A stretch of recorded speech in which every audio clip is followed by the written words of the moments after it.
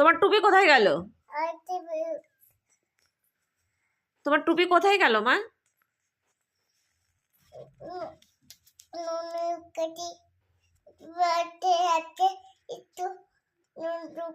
বাবা ননি উট পাখি ঠান্ডা লেগেছে বলে ননি উট পাখির বাবা নিয়ে গেল ননি উট পাখির জন্য।